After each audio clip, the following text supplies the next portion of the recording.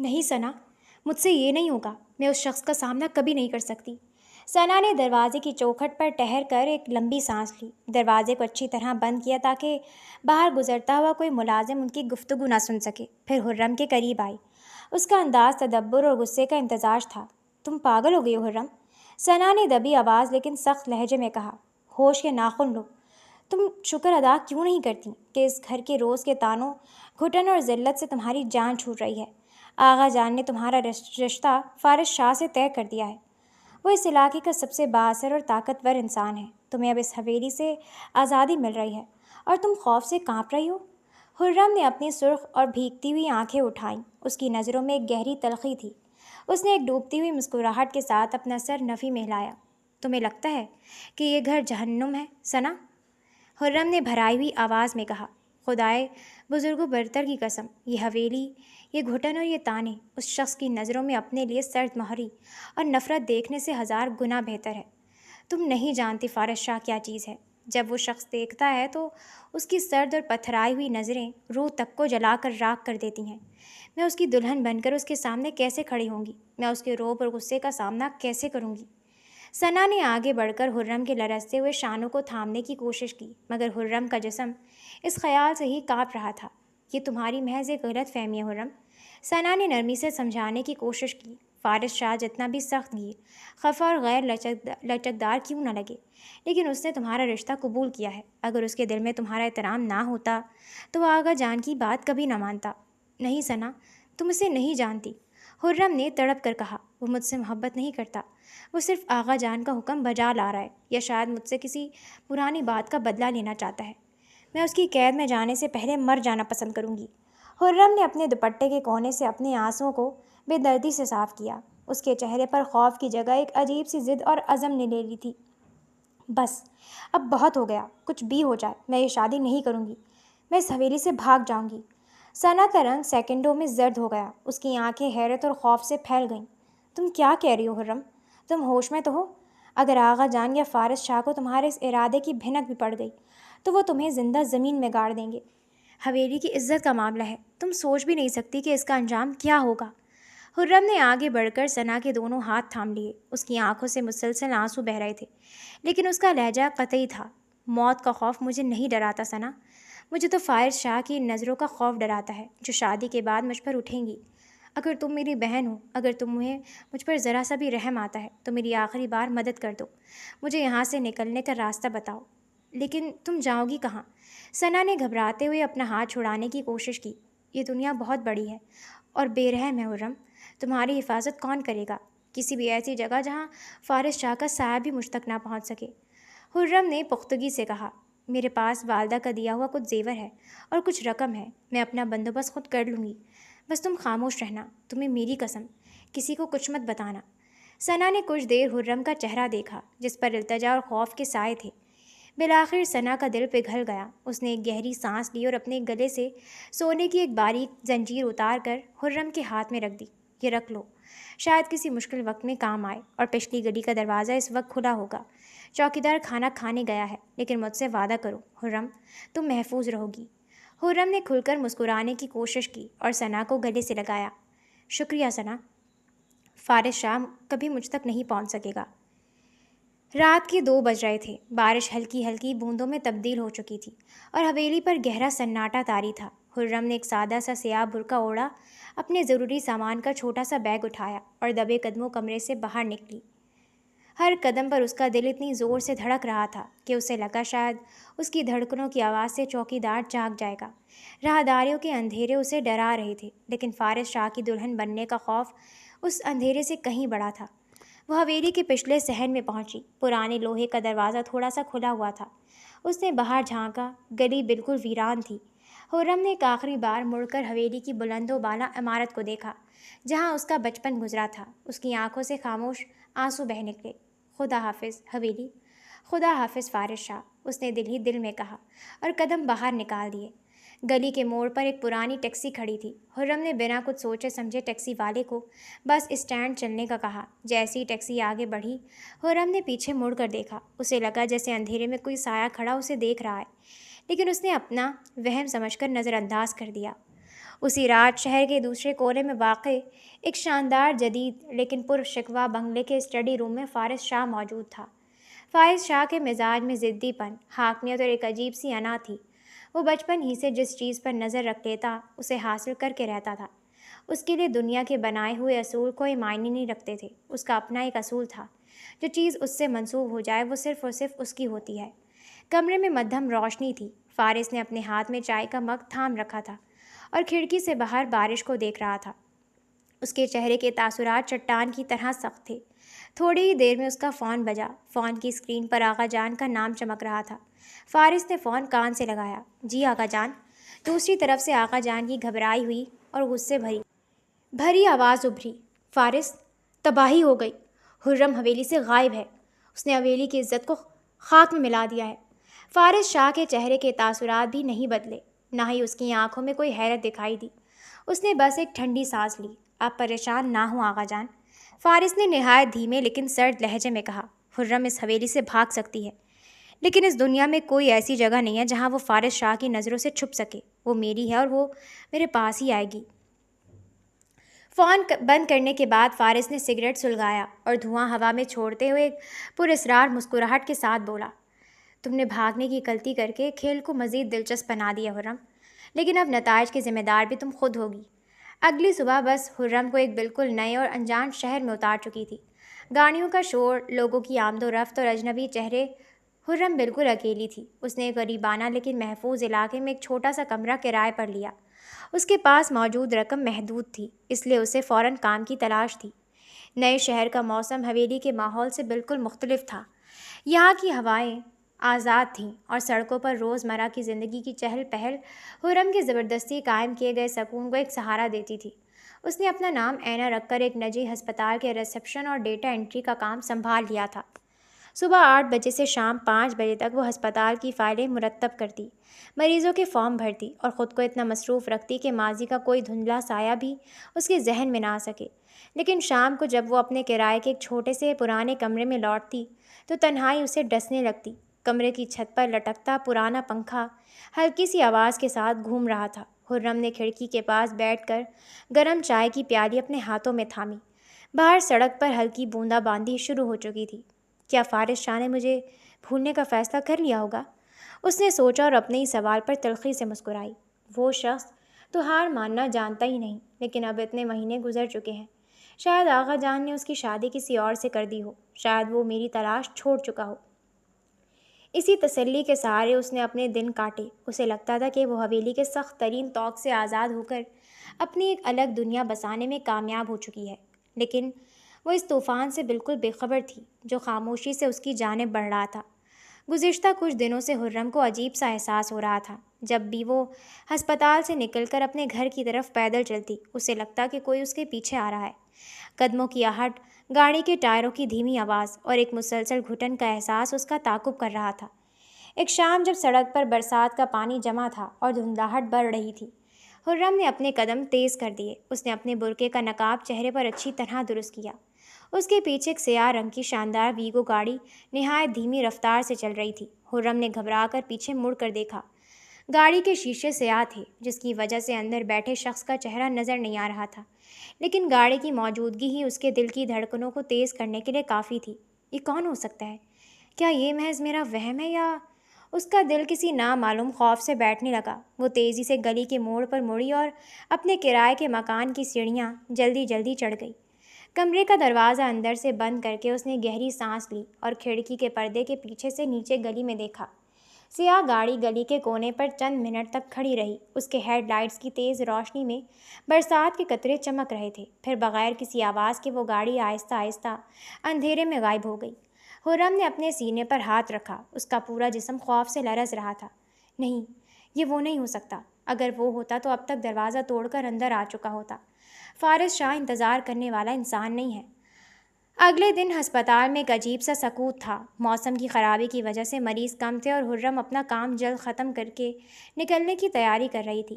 شام کے 5 بج رہے تھے جب ہسپتال کے مین ہال میں اچانک خاموشی چھا گئی۔ سیکیورٹی گارڈز اور عملہ ایک طرف ہو کر کھڑا ہو گیا۔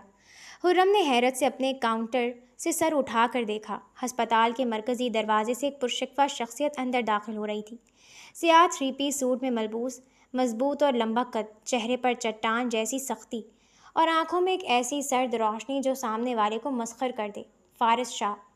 خرم کے ہاتھ سے رجسٹر چھوٹ کر نیچے جا گرا۔ اس کے سائے کی طرح تعاقب کرنے والی گاڑی، اس کے خدشات اور اس کے سارے فرار کے راستے ایک سیکنڈ میں بند ہو گئے تھے۔ اس کا رنگ برفیلا زرد پڑ گیا، اس کی ٹانگوں نے جیسے ساتھ چھوڑ دیا تھا۔ فارس شاہ نے پورے ہال پر ایک سرد نظر ڈالی اور پھر اس کی نظر سیدھی خرم کے چہرے پر جا کر ٹک گئی۔ اس کے چہرے پر نہ غصہ تھا نہ ہنگامہ، صرف ایک پراسرار فتح مندی کا احساس اور گہری سنجیدگی تھی۔ وہ بوجھل اور پرسکون قدم اٹھاتا ہوا سیدھا خرم کے کاؤنٹر کے سامنے آ کر رکا۔ خرم کے لب لرزے، لیکن آواز حلق میں ہی اٹک کر رہ گئی۔ آپ؟ فارس شاہ نے اپنے کوٹ کا بٹن کھولا اور کاؤنٹر پر اپنے دونوں ہاتھ ٹکاتے ہوئے قدرے آگے کو جھکا۔ اس کی بھاری اور سرد آواز خرم کے کانوں میں گونجی۔ تم نے کیا سوچا تھا خرم؟ کہ تم اپنا نام اینا رکھ لو گی، اس گمنام شہر کی تنگ گلیوں میں چھپ جاؤ گی اور فارس شاہ تمہیں ڈھونڈ نہیں پائے گا؟ ہسپتال کا عملہ ان دونوں کو حیرت سے دیکھ رہا تھا، لیکن فارس شاہ کی روبدار شخصیت کے سامنے کسی کو بولنے کی ہمت نہیں ہو رہی تھی۔ آپ یہاں سے چلے جائیں، خرم نے اپنی تمام تر ہمت مجتمع کر کے مدھم لیکن کپکپاتی آواز میں کہا۔ میں نے آپ سے کہا تھا کہ میں وہ شادی نہیں کروں گی، میرا آپ سے کوئی تعلق نہیں ہے۔ فارس شاہ کے چہرے پر ایک دھیمی اور تلخ مسکراہٹ ابھری۔ اس نے اپنی جیب سے سیاہ چمڑے کے دستانے نکال کر ہاتھ میں پہنے۔ تعلق تم نے توڑا تھا خرم، میں نے نہیں۔ اور جو چیز فارس شاہ سے منسوب ہو جائے وہ چاہے دنیا کے کسی بھی کونے میں چلی جائے، وہ فارس شاہ کی ہی رہتی ہے۔ میں زبردستی آپ کے ساتھ نہیں جاؤں گی۔ خرم نے اپنے دونوں ہاتھ کاؤنٹر کے کنارے پر جما لیے۔ اگر آپ نے مجھے چھونے کی کوشش کی تو میں شور مچا دوں گی۔ فارس نے اس کی بات پر کوئی غصہ ظاہر نہیں کیا، اس نے بس اپنی گہری نظروں سے اسے دیکھا اور کہا، شور مچانے کی تمہیں ضرورت نہیں پڑے گی، تم اپنی مرضی سے باہر آؤ گی، کیونکہ اگر میں نے قدم اٹھایا تو یہ ہسپتال اور تمہاری یہ نئی زندگی سیکنڈوں میں ختم ہو جائے گی، اور میں جانتا ہوں کہ تم دوسروں کو تکلیف میں نہیں دیکھ سکتی۔ خرم نے بے بسی سے ارد گرد دیکھا۔ ہسپتال کے مالک اور مینیجر بھی فارس شاہ کے سامنے سر جھکائے کھڑے تھے۔ اس شہر میں اس اجنبی جگہ پر بھی فارس شاہ کی طاقت کا سکہ چلتا تھا۔ اس نے ایک گہری اور آخری ہار ماننے والی سانس لی۔ اس کی آنکھوں سے ایک آفت زدہ آنسو نکل کر گال پر ڈھلک گیا۔ وہ اپنے قدم اٹھاتی ہوئی کاؤنٹر کے باہر آئی۔ باہر برسات تیز ہو چکی تھی۔ فارس شاہ نے گاڑی کا پچھلا دروازہ خود کھولا اور خرم کی طرف دیکھا۔ اندر بیٹھو۔ اس کا لہجہ حکم نامہ تھا۔ خرم نے گاڑی کے اندر قدم رکھا۔ جیسے ہی وہ سیٹ پر بیٹھی، فارس شاہ اس کے برابر میں آ کر بیٹھ گیا اور گاڑی کے شیشے اوپر ہو گئے۔ ایک دم سے باہر کا شور ختم ہو گیا اور گاڑی میں ایک بوجھل خاموشی چھا گئی۔ گاڑی تیز رفتاری سے شہر کی سڑکوں پر دوڑنے لگی۔ خرم گاڑی کے دروازے سے بالکل چپک کر بیٹھی تھی، جیسے وہ فارس شاہ کے وجود سے بھی فاصلہ رکھنا چاہتی ہو۔ آپ مجھے کہاں لے کر جا رہے ہیں؟ آغا جان کے پاس، خرم نے باہر دیکھتے ہوئے پوچھا۔ فارس شاہ نے اپنی گھڑی دیکھی اور بغیر اس کی طرف دیکھے سرد انداز میں بولا، آغا جان کا فیصلہ میں پہلے ہی کر چکا ہوں۔ تم حویلی واپس نہیں جا رہی ہو؟ تو پھر کہاں؟ خرم نے گھبرا کر اس کی طرف دیکھا۔ فارس نے اپنا چہرہ اس کی طرف موڑا۔ اس کی نظروں میں ایک ایسا احساس تھا جسے خرم پڑھ نہیں پا رہی تھی، غصہ، حق یا کچھ اور، جہاں صرف تم ہوگی اور میں، اور وہ تمام سوالات جن کے جوابات تم نے بھاگ کر دینے سے انکار کیا تھا۔ تم نے سوچا تھا کہ تم فارس شاہ کے خوف سے بھاگ رہی ہو، لیکن تم دراصل اس حقیقت سے بھاگ رہی تھی جو تمہارے نصیب میں لکھی جا چکی ہے۔ گاڑی گھاس اور صنوبر کے درختوں سے گھری ہوئی ایک بل کھاتی ہوئی پہاڑی سڑک پر بلندی کی جانب جا رہی تھی۔ باہر بارش کا زور تو ٹوٹ چکا تھا، لیکن دھند نے پورے منظر کو اپنی لپیٹ میں لے رکھا تھا، جس سے فضا میں ایک پراسرار اور بوجھل خاموشی طاری تھی۔ خرم گاڑی کی سیٹ پر بالکل ساکت بیٹھی تھی۔ اس کے ہاتھوں کی انگلیاں آپس میں اس قدر سختی سے بے-بس تھیں کہ ناخنوں کے پور زرد پڑ چکے تھے۔ وہ مسلسل کھڑکی سے باہر کے دھندے سائے دیکھ رہی تھی، لیکن اس کا ذہن کسی ایک جگہ پر نہیں ٹھہر رہا تھا۔ اس کا پورا وجود اس سوال کے گرد گھوم رہا تھا کہ فارس شاہ نے حویلی واپس جانے کے بجائے اس ویران رستے کا انتخاب کیوں کیا؟ تقریباً آدھے گھنٹے کی مسافت کے بعد گاڑی ایک شاندار اور پرشکوہ چوبی کاٹیج کے لوہے کے بھاری گیٹ کے سامنے جا کر رکی۔ گیٹ خود بخود کھلا اور گاڑی اندر داخل ہوئی۔ یہ کاٹیج پہاڑ کی چوٹی پر بالکل تنہا کھڑا تھا، جس کے ارد گرد کسی اور آبادی کا نام و نشان تک نہ تھا۔ فارس شاہ نے گاڑی بند کی اور بنا کوئی بات کیے گاڑی سے اتر کر خرم کی سمت کا دروازہ کھول دیا۔ باہر آؤ۔ اس کا لہجہ مختصر اور چٹان کی طرح سخت تھا۔ خرم نے ایک نظر کاٹیج کی بلند و بالا اور تنہا عمارت پر ڈالی اور پھر فارس شاہ کی طرف دیکھا۔ یہ کون سی جگہ ہے؟ آپ مجھے یہاں کیوں لائے ہیں؟ اگر آپ کو مجھ سے بدلہ ہی لینا ہے تو مجھے حویلی لے جا کر آقا جان کے سامنے کھڑا کر دیں۔ یوں تنہائی میں سزا دینے کا کیا مطلب ہے؟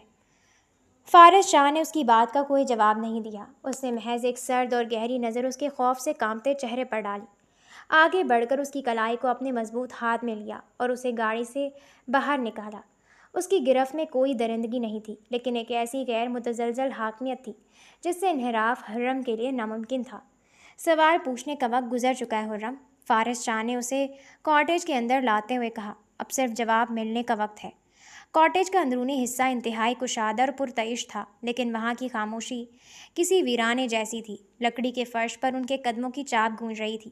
فارس شاہ نے اسے مرکزی ہال میں لا کر چھوڑا اور ڈرائنگ روم کے وسط میں موجود اینٹوں کی انگیٹھی میں آگ سلگانے لگا۔ اگلے 3 دن دونوں کے درمیان ایک اذیتی خاموشی میں گزرے۔ فارس شاہ نے نہ تو حرم پر کوئی سختی کی، نہ اسے کسی کمرے میں بند کیا۔ وہ کاٹیج میں آزاد تھی، لیکن اس آزادی کی حدود اسی کاٹیج کے چاروں طرف پھیلی گہری دھند اور پہاڑی ڈھلوانوں پر ختم ہو جاتی تھی۔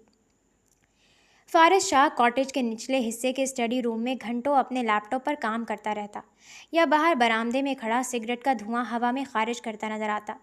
وہ حرم سے بہت کم بات کرتا، لیکن جب بھی اس کی نظر حرم پر پڑتی، اس میں ایک گہرا اور نامعلوم سوال ہوتا جسے حرم پڑھنے سے قاصر تھی۔ حرم کے دل میں خوف اور غصے کی ایک جنگ جاری تھی۔ اسے لگتا تھا کہ فارس شاہ اسے ذہنی اذیت دینے کے لیے یہاں لایا ہے، تاکہ وہ اس کے فرار کی سزا آہستہ آہستہ کاٹے۔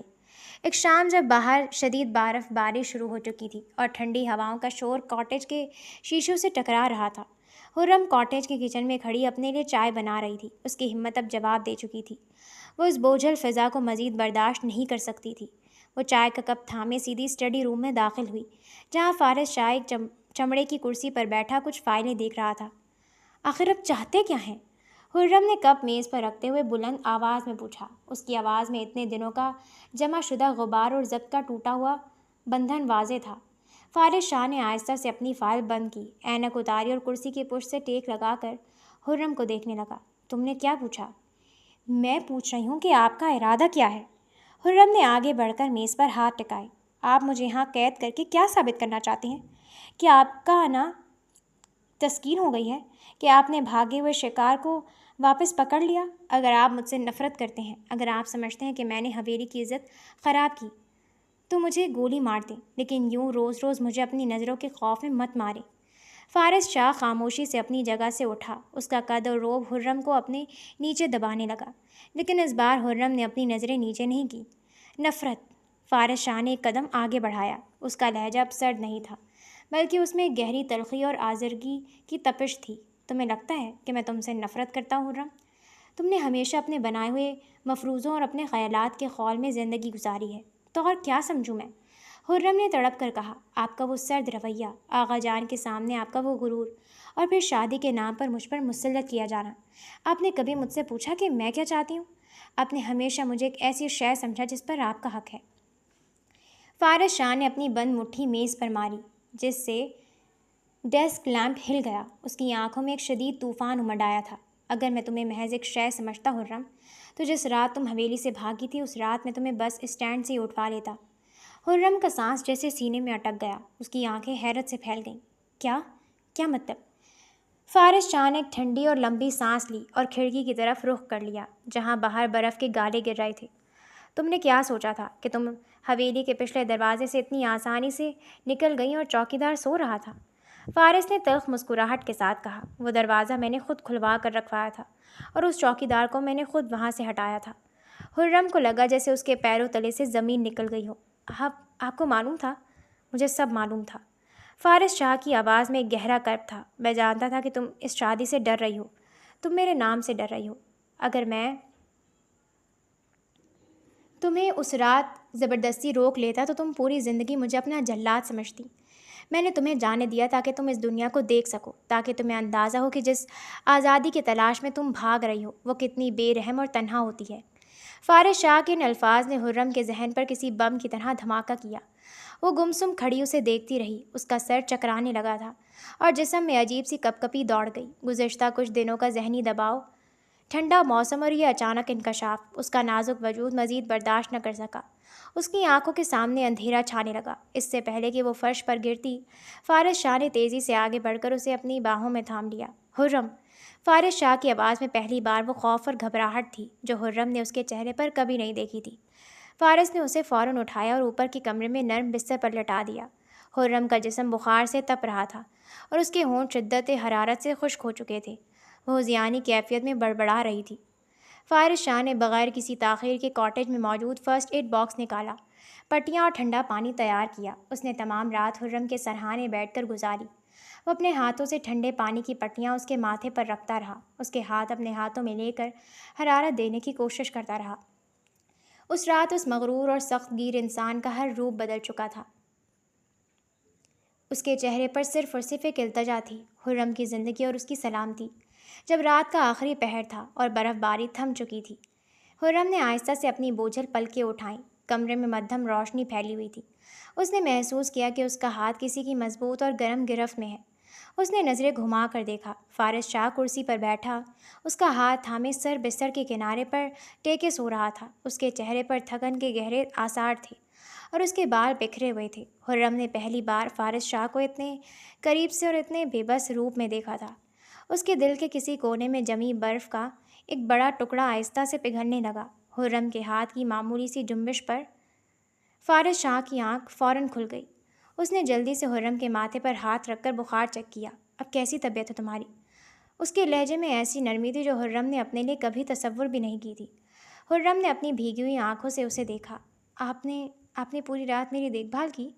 فارس شاہ نے اپنی نظریں چرائیں اور گہری سانس لے کر کرسی پر سیدھا ہو کر بیٹھ گیا۔ میں تمہیں یہاں مارنے کے لیے نہیں لایا تھا خرم۔ خرم نے بستر پر بیٹھنے کی کوشش کی۔ فارس نے فوراً اس کے پیچھے تکیہ درست کیا اور اسے سہارا دیا۔ آپ نے اس رات مجھے جانے کیوں دیا فارس؟ خرم نے دھیمی اور بھرائی ہوئی آواز میں پوچھا۔ اگر آپ کو معلوم تھا تو آپ نے مجھے اتنے مہینے دور کیوں رہنے دیا؟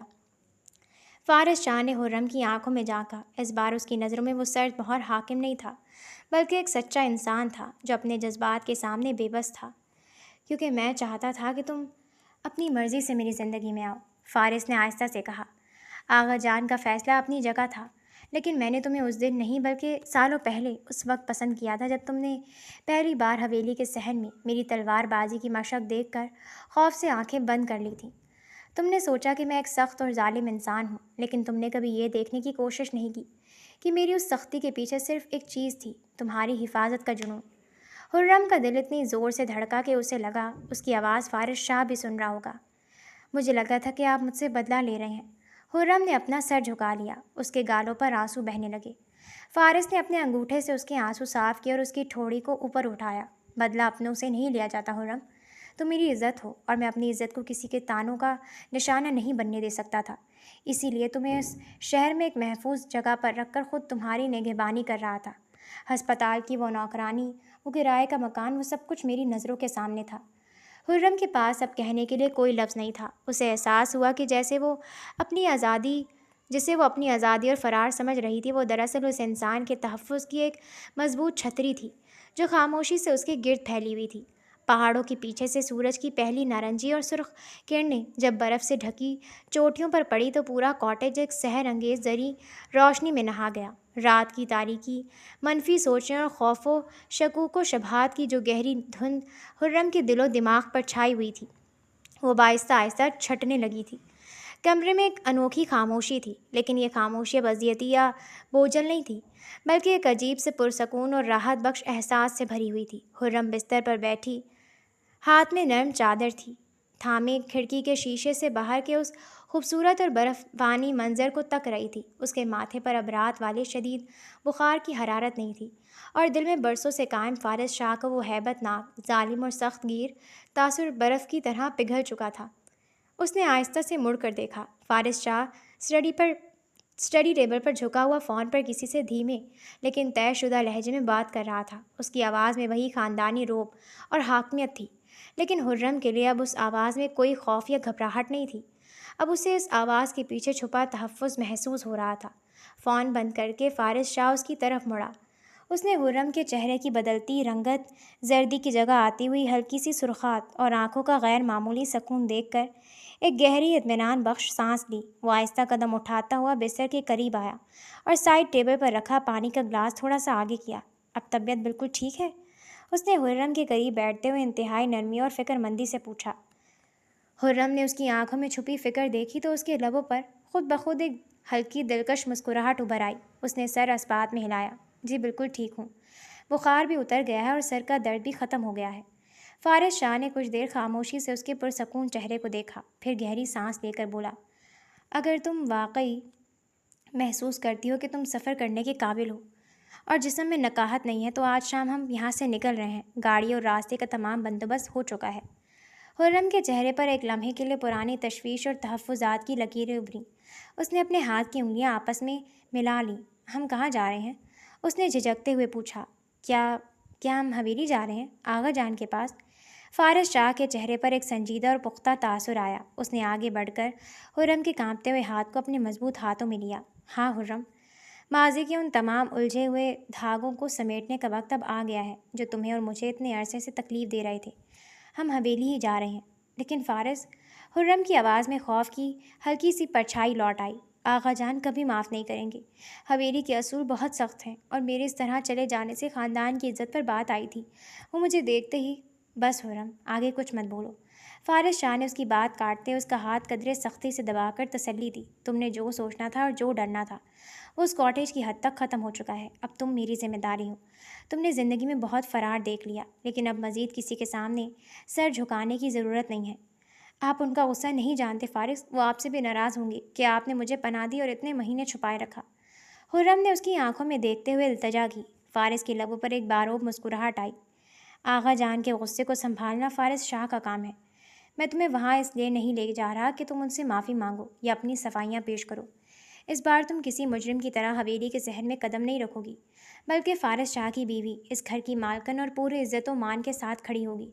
جس نے تمہاری طرف آنکھ اٹھا کر بھی دیکھا اس کا جواب میں دوں گا۔ خرم نے فارس شاہ کا چہرہ دیکھا جہاں اب کوئی شک یا ہچکچاہٹ نہیں تھی۔ اس کے الفاظ میں ایک ایسا استحکام تھا جس نے خرم کے باقی ماندہ تمام ڈر ختم کر دیے تھے۔ کیا آپ کو سچ میں لگتا ہے کہ سب ٹھیک ہو جائے گا؟ خرم نے دھیمی آواز میں پوچھا۔ فارس شاہ نے اس کے ماتھے پر اپنے لب رکھے اور مسکرا کر بولا، جب تم میرے ساتھ ہو اور تمہارا اعتماد میرے ساتھ ہے تو دنیا کی کوئی طاقت کچھ غلط نہیں کر سکتی۔ اب چائے پیو اور تیاری کرو، ہم ایک نیا سفر شروع کرنا ہے۔ سیاہ ویگو گاڑی جب پرانی ریاست کے دور کی تعمیر شدہ اس شاندار اور تاریخی حویلی کے کشادہ صحن میں داخل ہوئی تو شام کے گھنے سائے حویلی کی اونچی اور سنگین دیواروں پر پوری طرح ڈھل چکے تھے۔ فضا میں برسات کی نمی اور صنوبر کے درختوں کی مہک کے ساتھ ایک عجیب سا ثقیل اور دم گھونٹتا ہوا سکوت طاری تھا۔ یہ بالکل وہی ہراسانی اور سناٹا تھا جیسا اس بھیانک رات کو تھا جب خرم اپنے ہاتھ میں مختصر سا سامان اور خوف سے لرزتا دل لیے پچھلے دروازے سے بھاگی تھی۔ گاڑی کی بریکوں کی دھیمی سی آواز نے صحن کی خاموشی میں شگاف ڈالا۔ فارس شاہ نے گہری غیر متزلزل سانس لی، گاڑی کی چابی بند کی اور باہر نکل آیا۔ اس نے اپنے سیاہ سوٹ کے بٹن درست کیے اور نہایت پرسکون لیکن حاکمانہ قدم اٹھاتا ہوا گاڑی کی دوسری طرف آیا۔ اس نے دروازہ کھولا اور اپنا مضبوط کشادہ ہاتھ خرم کی طرف بڑھا دیا۔ خرم نے گاڑی سے باہر قدم رکھا تو اس کے گھٹنے خوف کے شدید احساس سے ایک لمحے کے لیے کانپ اٹھے۔ حویلی کی حاکمیت کا خوف، آغا جان کی طیش کا منظر اور ماضی کی تلخ یادیں اس کے ذہن پر ہتھوڑوں کی طرح برسنے لگیں۔ اس کی سانسیں بے ترتیب ہونے لگیں اور قدم پیچھے ہٹنے کو آئے، لیکن اس سے پہلے کہ وہ لڑکھڑاتی، فارس شاہ نے آگے بڑھ کر اس کی نازک کلائی کو اپنی مضبوط، گرم اور محتاط گرفت میں لے لیا۔ اس کی گرفت میں قید کا کوئی تاثر نہ تھا، بلکہ ایک ناقابل تسخیر پناہ گاہ کا احساس تھا۔ فارس شاہ نے جھک کر اس کی آنکھوں میں دیکھا جہاں اب بھی خوف کے سائے رقص کر رہے تھے۔ میرے ہوتے ہوئے تمہیں اس دنیا میں کسی بھی شخص سے ڈرنے کی ضرورت نہیں ہے خرم۔ فارس شاہ کی آواز میں ایسی پختگی اور چٹان جیسا عزم تھا جس نے سیکنڈوں میں خرم کی لرزتی ہوئی ٹانگوں کو ثبات بخش دیا۔ میں تمہارا ہاتھ پکڑ کر اندر لے جا رہا ہوں اور اب اس ہاتھ کو مروڑنے یا چھڑانے کی جرت اس حویلی میں کوئی نہیں کر سکتا۔ اسے ایک جملے اور اس کی گرفت کے لمس نے خرم کے وجود کے اندر اعتماد کی ایک ایسی نئی اور سرکش لہر دوڑا دی جس کی اس نے کبھی توقع نہیں کی تھی۔ اس نے فارس شاہ کی آنکھوں میں دیکھا، ایک گہری سانس لی اور اپنا سر اسپات میں ہلا دیا۔ وہ دونوں جو ہی حویلی کے مرکزی پرشکوہ ہال میں داخل ہوئے، ماحول کی سنگینی دو چند ہو گئی۔ ہال کی شمع دانوں اور جدید لیمپوں کی مدھم روشنی میں خاندانی سرپرست آغا جان، چچا جان اور ثنا پہلے سے موجود تھے۔ آغا جان اپنے ہاتھ میں نقش و نگار والے قیمتی لکڑی کی عصا تھامے ڈرائنگ روم کے وسط میں چٹان کی طرح کھڑے تھے۔ ان کی کشادہ پیشانی پر بل پڑے ہوئے تھے اور چہرہ خاندانیانہ ضد اور غصے کی شدت سے آگ کی طرح سرخ ہو رہا تھا۔ ثنا ہال کے ایک تاریک کونے میں دیوار سے ٹیک لگائے خاموشی سے کھڑی تھی۔ اس کا چہرہ زرد تھا اور اس کی آنکھوں میں حرم کے لیے بے پناہ خوف اور تشویش صاف دکھائی دے رہی تھی۔ آغا جان کی تیز اور غضبناک نظریں جیسی گاڑی سے اتر کر ساتھ اندر آنے والے فارس شاہ اور اس کی گرفت میں موجود حرم کے ہاتھ پر پڑیں۔ ان کا ضبط جواب دے گیا۔ انہوں نے اپنی لکڑی کی لاٹھی کو پالش شدہ سنگ مرمر کے فرش پر اتنی سختی سے مارا کہ اس کی گونج پورے ہال میں سنائی دی۔ فارس! آغا جان کی دباؤ اور غصے سے بھری آواز ہال کے سناٹے کو چیرتی ہوئی نکل آئی۔ تم اس لڑکی کو واپس لائے ہو؟ تم اس بے حیا اور خود سر لڑکی کو اس پاکیزہ حویلی میں دوبارہ لانے کی جرأت کیسے کر سکتے ہو، جس نے ہمارے نام، ہماری خاندانی عزت اور غیرت کو پورے شہر کی منڈیوں میں رسوا کر دیا؟ اس کا گناہ معافی کے قابل نہیں ہے۔ اس کی سزا صرف اور صرف اس حویلی سے بے دخلی تھی۔ ہال میں موجود چچا جان نے بھی آگے بڑھ کر آغا جان کو سنبھالنے کی کوشش کی، لیکن ان کا رخ بھی غصے سے بھرپور تھا۔ حرم نے گھبرا کر فارس شاہ کے ہاتھ کی گرفت اور مضبوط کر لی۔ وہ اس کا پہلو چھوڑنے کو تیار نہ تھی۔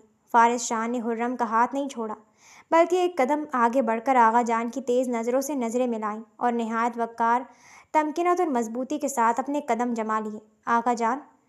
فارس شاہ کی بھاری گرجدار اور روبدار آواز نے ہال میں تاریک خوف کے بادلوں کو چھانٹ دیا۔ اپنے الفاظ پر ضبط رکھیے۔ حرم نے کوئی ایسا گناہ نہیں کیا جس پر اسے رسوا کیا یا بے حیا کہا جائے۔ اس حویلی کی چار دیواری سے اس کا رات کی تاریکی میں جانا اس کی کوئی سرکشی نہیں بلکہ اس کی مجبوری تھی۔ آغا جان نے حیرت اور شدید طیش سے فارس کو دیکھا۔ مجبوری؟ حویلی سے بھاگنا مجبوری تھا؟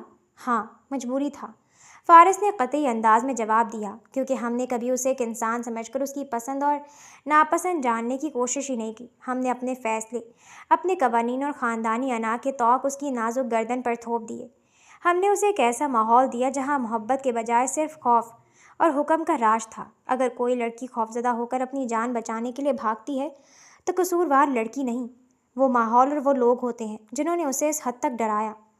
تم اس کی طرفداری کر رہے ہو فارس؟ آغا جان کا غصہ ساتویں آسمان پر پہنچ گیا۔ انہوں نے دوبارہ عصا فرش پر مارا۔ تم اس خاندان کے ہونے والے سربراہ ہو۔ تم اس لڑکی کی وکالت کر رہے ہو جس نے حویلی کی صدیوں پرانی روایت اور حیا کی دیوار کو توڑا ہے۔ روایتیں انسانوں کی حفاظت اور ان کی عزت کے لیے بنائی جاتی ہیں آغا جان۔ روایتیں کسی مظلوم کی جان لینے یا اس کی زندگی جہنم بنانے کے لیے نہیں ہوتی ہیں۔ فارس شاہ نے بغیر کسی جھجک کے یا لکنت کے سیدھا آغا جان کی آنکھوں میں دیکھ کر جرأت سے جواب دیا۔ فارس شاہ نے ایک آخری اور حتمی نظر پورے ہال پر ڈالی۔ اس کی آنکھوں میں وہ ٹھنڈا لیکن آتش فشاں جیسا عزم تھا جس کا سامنا حویلی میں آج تک کسی نے نہیں کیا تھا۔ اگر اس پورے معاملے میں کوئی واقعی قصوروار ہے تو میں ہوں آغا جان، فارس نے بآواز بلند کہا۔ میں قصوروار ہوں کہ میں نے اپنے جذبات کو اس کے سامنے ظاہر نہیں کیا۔ میں قصوروار ہوں کہ میں نے اسے یہ باور نہیں کروایا کہ وہ فارس شاہ کی زندگی، اس کے وجود اور اس کے مستقبل کے لیے کتنی اہم ہے۔ لیکن آج اس حویلی کی چھت تلے آپ سب کے سامنے یہ بات بالکل واضح کر دینا چاہتا ہوں۔ فارس شاہ نے حرم کا ہاتھ فخر سے اوپر اٹھایا۔ حرم اب صرف اس حویلی کی بیٹی نہیں ہے، یہ فارس شاہ کی عزت ہے، یہ میری شریک حیات اور اس حویلی کی ہونے والی مالکن ہے۔ آج کے بعد اگر کسی نے بھی اس کی طرف غلط نظر سے دیکھا، اس کے ماضی کا تانا اچھالا یا اس کے احترام میں ذرا سی بھی کمی کی، تو وہ یہ بھول جائے کہ میرا اس سے کیا رشتہ ہے۔ وہ سیدھی فارس شاہ سے دشمنی مول لے گا اور اس کا انجام اچھا نہیں ہوگا۔ ہال میں ایسا سناٹا چھا گیا کہ شمع دان کے جلنے کی دھیمی آواز بھی سنائی دینے لگی۔ آغا جان نے حیرت، شکست اور ایک ان پڑھے احترام کے ساتھ فارس شاہ کا چہرہ دیکھا۔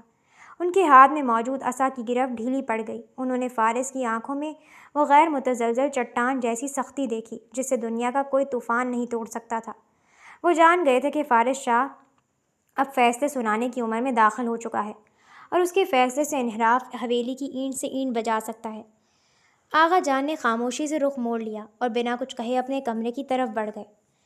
چچا جان نے بھی فارس کی طرف ایک نگاہ ڈالی اور سر ہلا کر پیچھے ہٹ گئے۔ فارس شاہ نے خرم کی طرف دیکھا، جس کی آنکھوں سے تشکر اور حیرت کے بے شمار آنسو بہہ رہے تھے۔ اس نے نرمی سے اس کے گال سے آنسو پوچھے اور کہا، تم اپنے کمرے میں جاؤ خرم، اب سب ختم ہو چکا ہے۔ اسی رات حویلی کے اسی بڑے روایتی اور کشادہ کمرے میں جہاں سے مہینوں پہلے خرم خوف کی حالت میں بھاگی تھی، اب فضائیں بالکل مختلف اور پرسکون ہو چکی تھیں۔ کمرے کے فانوس کی پردہ دار روشنی پورے کمرے کو ایک گرم جوش احساس دے رہی تھی۔ خرم بستر کے کنارے پر بیٹھی اپنے ہاتھوں کو دیکھ رہی تھی جب دروازہ ہلکے سے کھلا اور ثنا اندر داخل ہوئی۔ ثنا نے کمرے کا بھاری دروازہ اندر سے بند کیا اور دھیمے کپ کپاتے قدموں سے خرم کی طرف بڑھی۔ اس کی آنکھوں میں پچھتاوے، شرمندگی اور ایک بے پناہ خوشی کے ملے جلے تاثرات تھے۔ وہ آ کر خرم کے پاس بستر پر بیٹھ گئی۔ مجھے معاف کر دو خرم۔ ثنا نے آگے بڑھ کر خرم کے دونوں ہاتھ اپنے کانپتے ہاتھوں میں تھام لیے اور اس کی گود میں سر رکھ کر رو دی۔ مجھے خدا کے لیے معاف کر دو۔ خرم نے حیرت سے ثنا کو دیکھا اور اسے سہارا دے کر سیدھا کیا۔ تم کیا کہہ رہی ہو ثنا؟ تم کس بات کی معافی مانگ رہی ہو؟ میں سمجھی تھی کہ فارس شاہ ایک ظالم، بے حس اور مغرور انسان ہے۔ ثنا نے اپنے آنسو صاف کرتے ہوئے کہا، میں سمجھی تھی کہ اگر تم ان کے پاس رہو گی تو وہ تمہاری زندگی کو قید اور جہنم بنا دیں گی، اسی لیے میں نے اس رات تمہاری بھاگنے میں مدد کی تھی۔ لیکن آج جب میں نے انہیں حویلی کے ہال میں آغا جان کے سامنے ایک ناقابل تسخیر ڈھال بن کر کھڑے ہوتے دیکھا، جب میں نے ان کے الفاظ میں تمہارے لیے وہ جنون اور بے پناہ عزت دیکھی، تو مجھے اپنی سوچ پر شدید شرمندگی ہوئی۔ مجھے اندازہ ہوا کہ وہ تم سے کتنی بے پناہ اور سچی محبت کرتے ہیں۔ خرم کے چہرے پر ایک نرم، گہری اور پرسکون مسکراہٹ پھیل گئی۔ اس نے ثنا کے ہاتھ پر اپنا ہاتھ رکھا اور اپنے دوپٹے سے اس کے آنسو پوچھے۔ غلطی صرف تمہاری نہیں تھی ثنا۔ خرم نے کھڑکی سے باہر چاند کو دیکھتے ہوئے دھیمے لہجے میں کہا، غلطی سب سے بڑی میری اپنی تھی۔ میں نے کبھی فارس شاہ کے دل کے اندر جھانکنے کی کوشش ہی نہیں کی۔ میں ہمیشہ ان کے بیرونی غصے، ان کے رعب اور ان کی سرد مہری کے خول سے ڈرتی رہی۔ میں اس خول کے پیچھے چھپی ان کی اس بے لوث تحفظ اور محبت کو دیکھ ہی نہ سکی جو سالوں سے میرے گرد گھوم رہی تھی۔ میں جس فرار کو اپنی آزادی سمجھ رہی تھی وہ دراصل میری سب سے بڑی بھول تھی۔ ثنا نے خرم کا چہرہ دیکھ کر مسکرا دی۔ وہ واقعی تمہاری پناہ گاہ ہے خرم، اب تم محفوظ ہو۔ کچھ دیر مزید باتیں کرنے کے بعد ثنا خرم کو آرام کرنے کا کہہ کر کمرے سے باہر نکل گئی۔ ثنا کے جانے کے کچھ ہی دیر بعد کمرے کا دروازہ ایک بار پھر کھلا اور فارس شاہ اندر داخل ہوا۔ اس نے اپنا سیاہ کوٹ اتار کر کرسی کی پشت پر رکھا، اپنے بازوؤں کی آستینیں اوپر کو موڑیں اور خاموشی سے جلتا ہوا کھڑکی کے پاس جا کر کھڑا ہو گیا۔ باہر آسمان پر پورا چاند چمک رہا تھا اور اس کی دودھیا روشنی حویلی کے صحن اور صنوبر کے درختوں کو منور کر رہی تھی۔ خرم بستر سے خاموشی سے اٹھی۔ اس کے قدموں میں اب کوئی لرزش یا جھجک نہیں تھی۔ وہ آہستہ آہستہ چلتی ہوئی فارس شاہ کے بالکل قریب جا کر کھڑی ہو گئی۔ آپ نے آج میرے لیے جو کچھ کیا، آغا جان کے سامنے جیسے آپ کھڑے ہوئے۔ خرم کی آواز میں گہرا جذباتی لمس اور کپکپاہٹ تھی۔ میں اپنی پوری زندگی میں اس احساس اور اس شکریہ کا بدلہ کیسے ادا کروں؟ فارس شاہ نے آہستہ سے اپنا رخ موڑا اور خرم کے سامنے کھڑا ہو گیا۔ چاند کی روشنی اس کے چہرے کی سختی کو نرم کر رہی تھی۔ اس نے اپنے کشادہ گرم ہاتھوں سے خرم کے دونوں شانوں کو انتہائی نرمی اور محبت سے تھاما۔ مجھے تم سے کوئی شکریہ نہیں چاہیے خرم، فارس نے اپنے دھیمے، سحر انگیز اور محبت بھرے لہجے میں کہا۔ ایک شوہر کا اپنی عزت کی حفاظت کرنا کوئی احسان نہیں ہوتا۔ مجھے شکریہ کی جگہ صرف تم سے دو چیزیں چاہیے۔ خرم نے اپنی بھیگی آنکھوں سے اس کا چہرہ دیکھا۔ کیا؟ تمہارا مکمل ساتھ اور تمہارا بے لوث اعتماد، فارس شاہ نے اس کی آنکھوں میں جھانکتے ہوئے کہا۔ مجھے بس یہ جاننا ہے خرم، کیا تمہارے دل کا وہ آخری خوف بھی اب ختم ہو چکا ہے جو تمہیں اس رات اس حویلی اور مجھ سے دور لے گیا تھا؟ کیا اب بھی تم فارس شاہ کے نام سے ڈرتی ہو؟ خرم نے ایک لمبی پرسکون سانس لی۔ اس نے بنا کسی جھجک کے اپنا سر آگے بڑھا کر فارس شاہ کے کشادہ مضبوط سینے پر ٹیک دیا۔ اس کی آنکھوں سے خوشی، سکون اور بے پناہ محبت کا ایک شفاف اور روشن آنسو نکل کر فارس کے پیراہن میں جذب ہو گیا۔ اب اس دنیا میں کوئی خوف نہیں ہے فارس، خرم نے اس کی دھڑکنوں کی آواز سنتے ہوئے اعتراف کیا۔ مجھے اب پوری طرح اندازہ ہو گیا ہے کہ جس چیز کو میں اپنی آزادی اور سکون سمجھ کر ویران گلیوں میں بھاگ رہی تھی، وہ صرف ایک نظر کا دھوکہ اور سراب تھا۔ میری اصل پناہ گاہ، میرا سچا سکون، میری عزت اور میری اصل آزادی صرف اور صرف آپ کے وجود اور آپ کی محبت کی اس گھنی چھاؤں میں ہے۔ فارس شاہ کے چہرے پر ایک بے حد دلکش، فاتحانہ اور پرخلوص مسکراہٹ پھیل گئی۔ اس نے اپنے دونوں بازوؤں کا مضبوط اور تحفظ سے بھرا گھیرا خرم کے گرد تنگ کر دیا اور اپنا سر اس کے سر پر ٹیک دیا۔ زندگی کی تمام تلخ آزمائشیں، نادان غلط فہمیاں، ہجرت کے اذیتی دن اور فرار کے کٹھن راستے بالآخر ایک انتہائی خوبصورت، پرسکون اور جاوداں منزل پر پہنچ کر ختم ہو چکے تھے۔ آغا جان نے بھی اگلے ہی دن فارس شاہ کے فیصلے کے آگے سر تسلیم خم کر لیا تھا، اور حویلی کی فضا میں حرم کا مقام اب کسی ڈری ہوئی لڑکی کا نہیں بلکہ حویلی کی سب سے محترم اور با اختیار خاتون کا بن چکا تھا۔ ان دونوں کا دل اب اس پختہ حقیقت کو جان چکا تھا کہ نصیب انسان کو چاہے کتنی ہی تاریک راہوں اور امتحانوں سے کیوں نہ گزارے، لیکن اگر محبت